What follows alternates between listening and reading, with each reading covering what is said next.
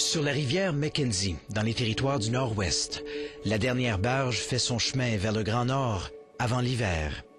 Elle transporte des véhicules, des matériaux, ainsi qu'un article bien particulier. La première mosquée à franchir le cercle arctique canadien.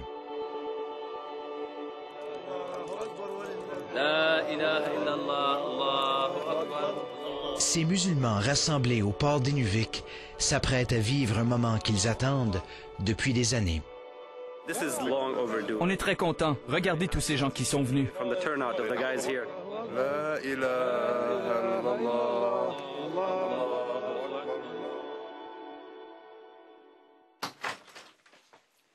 Amir Suleiman a immigré au Canada de son pays natal, le Soudan, en 1990.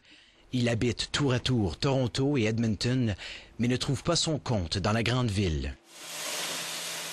En 1995, un ami soudanais à Inuvik, dans les territoires du Nord-Ouest, lui suggère de le suivre là-bas. Il m'a trouvé un emploi ici, alors je suis venu. Je suis tombé amoureux de la région.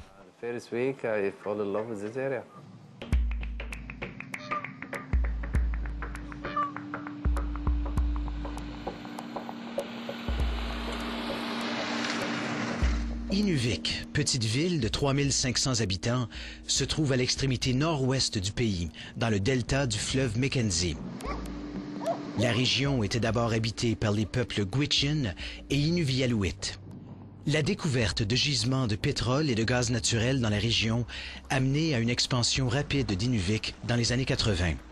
Si les rêves de ces industries ne se sont toujours pas réalisés, la ville est devenue un centre administratif important. Il y a une vingtaine d'années, des immigrants, parmi lesquels un bon nombre de musulmans, ont été attirés par les emplois. Et ils ont rapidement réalisé qu'ils avaient une affinité avec les peuples autochtones.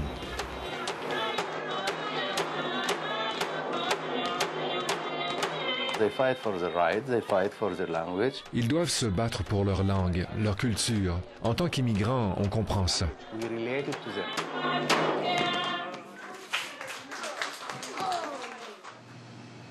Le nombre de musulmans ici s'accroît rapidement. Ils fondent des entreprises, dépanneurs, services de taxi, coiffeurs. Amir Suleiman, lui, devient consultant en services de sécurité. Et c'est ici qu'il rencontre son épouse Sandra, qui acceptera de se convertir à l'islam. J'étais à la recherche de quelque chose et l'islam me donnait un sentiment de bien-être et de paix. En peu de temps, les familles musulmanes deviennent une partie intégrante de la communauté. Mais pratiquer leur foi est un défi. Les prières quotidiennes se font souvent à la maison ou chez des amis. Mais que faire pour la grande prière du vendredi, qui se fait en communauté? Au départ, les musulmans reçoivent l'appui du diocèse catholique. L'Église catholique nous a ouvert ses portes pour prier là-bas le vendredi. Ils étaient très accueillants.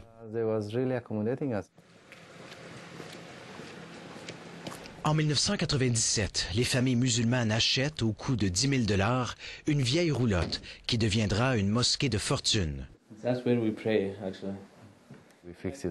Nous l'avons réparée, c'était notre pied à terre, mais la communauté a grandi.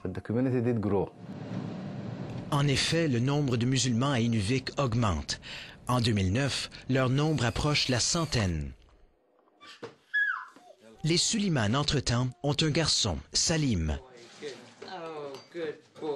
Plus que jamais, pour Amir, le besoin pressant d'une vraie mosquée se fait sentir. Lorsque vous priez à la maison, vos enfants sont distraits et ils cherchent leurs jouets, veulent leur mère. Dans la mosquée, ils voient les gens alignés, entendent la lecture du Coran. Ils savent qu'ils appartiennent à un groupe, les musulmans. Il décide, avec ses voisins, d'explorer les possibilités. Il appelle les ambassades de pays islamiques à Ottawa. Je les ai tous appelés pour leur demander de l'aide. Ça n'a rien donné. Son ami, entre-temps, décide d'appeler un organisme caritatif à Winnipeg, la fondation Zubaydah Talab. L'organisme venait de prélever 300 000 $ pour une nouvelle mosquée à Thompson, au Manitoba. Je ne pensais pas qu'il nous aiderait, vu le coût énorme du projet. Hussein Gwisti est le cofondateur de la Zubaydah Talab. Lorsque la requête arrive d'Inuvik, il ne connaît même pas la ville. J'ai trouvé Inuvik dans Google et je me suis dit, mon Dieu, c'est si loin vers le nord. Il y a vraiment une ville là-bas? Lorsqu'il constate qu'il s'agirait de la mosquée la plus au nord en Amérique, il est vendu. Je leur ai dit, j'embarque tout de suite, sans poser de questions. Il commence à calculer le coût du projet. Les matériaux et la main-d'œuvre sont très chers dans le Grand Nord. Faire construire une mosquée là-bas dépasserait les demi-millions de dollars. Mais il y a une deuxième option. Faire construire la mosquée à Winnipeg et la transporter par semi-remorque jusqu'à Hay River, dans les territoires du Nord-Ouest. Elle serait ensuite transportée jusqu'à Inuvik sur une barge en suivant le fleuve Mackenzie. Un trajet imposant de 4500 km. C'est presque la même distance qu'entre Montréal et Mexico. On a constaté qu'on allait épargner de cette façon 200 000 $. À Inuvik, entre-temps, Amir Suleiman n'y croit pas, compte tenu de l'ampleur du projet. Still I didn't believe it.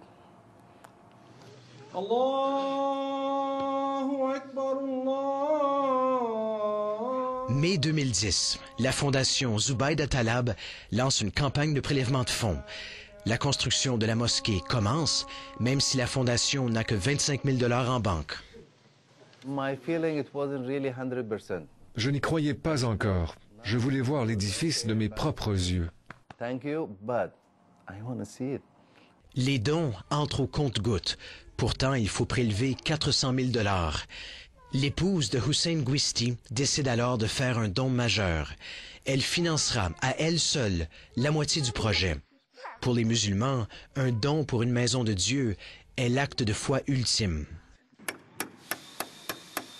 À la fin août, dans un chantier de construction de Winnipeg, une petite mosquée s'apprête à faire un long voyage.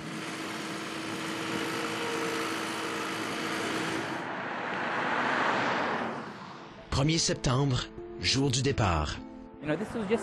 Ce n'était qu'un rêve il y a 5 mois. Et là, regardez, elle est là.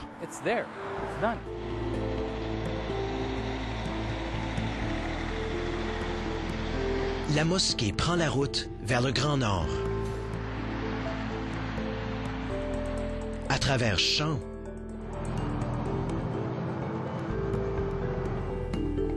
par-dessus rivières, le long de routes secondaires, route où une mosquée est certainement étrangère.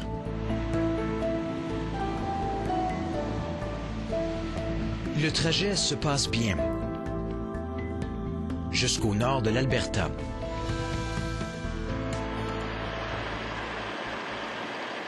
À 100 km à peine de Hay River, elle doit traverser ce pont. À première vue, une tâche impossible. Le chauffeur s'essaye, mais au milieu du pont, la mosquée penche dangereusement d'un côté. Le convoi s'arrête.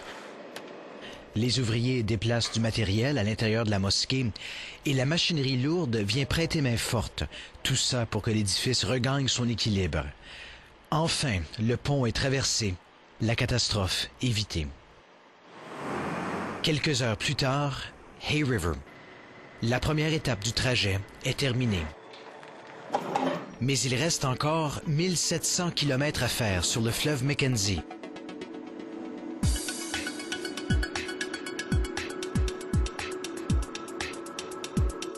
Taxi service is done for the next 2 hours. All the taxi drivers are here.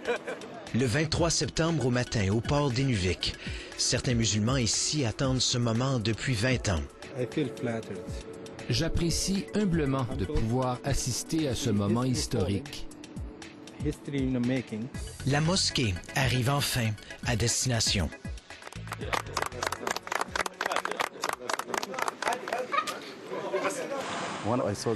Lorsque j'ai vu la barge arriver, je savais enfin que c'était vrai et que notre mosquée serait belle.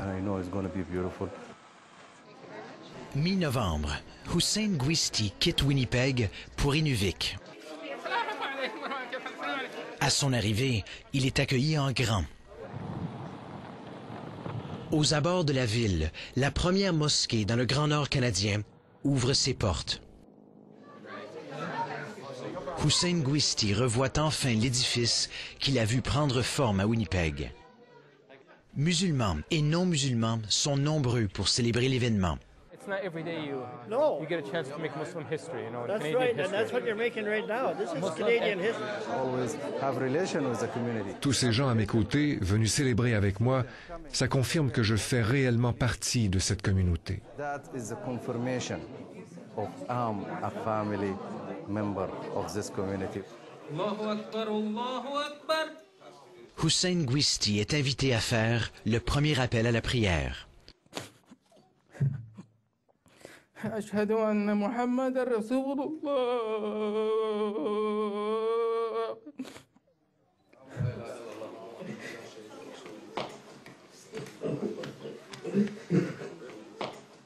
Pour la première fois, les musulmans d'Inuvik prient sous un même toit.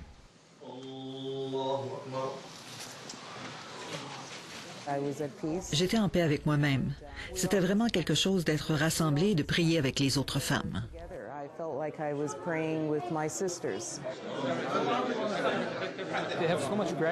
Ils ont tous tellement de gratitude. Je ne pouvais pas retenir mes larmes. C'était une expérience très spirituelle de ressentir toute cette foi.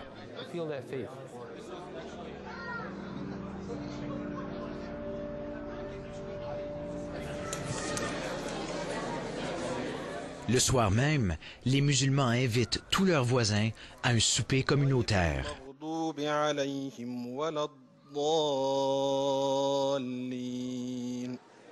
400 personnes acceptent l'invitation. On voit ce soir combien notre communauté a grandi. Je ne m'en rendais pas compte. Je suis content pour eux. Ils attendent depuis longtemps d'avoir leur propre lieu de prière. Inuvik a longtemps été un lieu de métissage des cultures et l'est davantage aujourd'hui.